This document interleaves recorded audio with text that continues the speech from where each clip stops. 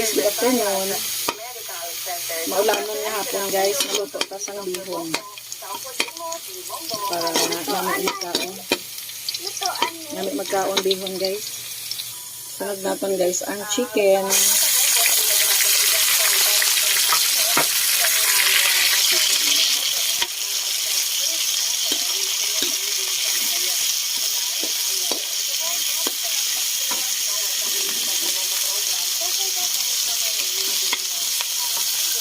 Para masarap guys, habang niluluto natin yung chicken, sabayan na natin ng konting asin. Ayan. Asin.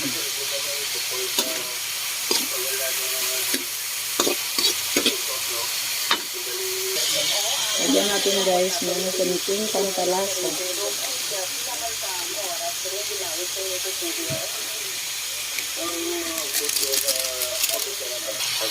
Since luto na yung chicken natin guys, lalagay natin yung carrots. Hindi ako guys naglalagay ng maraming vegetable kasi yung mga apo ko hindi ko makain ng mga ibang vegetable. Ayan. Simpleng carrots lang. Importante po. Sarap yung timpla niya.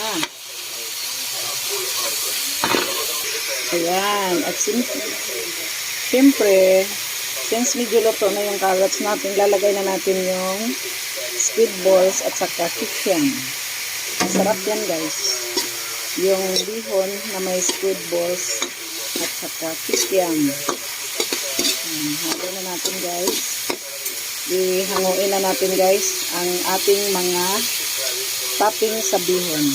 Pag nagluluto ako guys ng bihon, inaalis ko yung toppings.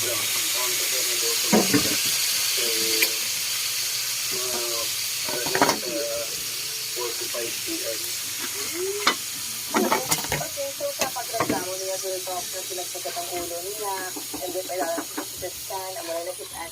After dun laptop, maging pagsag pa niya ang iban like mga iban pagkakasakit exact sa pagsagat ang ulo niya nga sa tama to.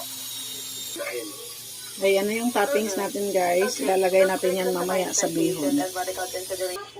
So ngayon guys, since na luto na natin yung ating pangsahog sa bihon, magpapakulo na tayo ng tubig.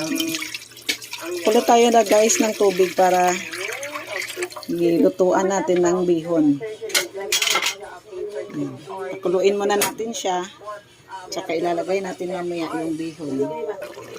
Habang nagluluto pala ko guys ng bihon, nag-adobo din tayo.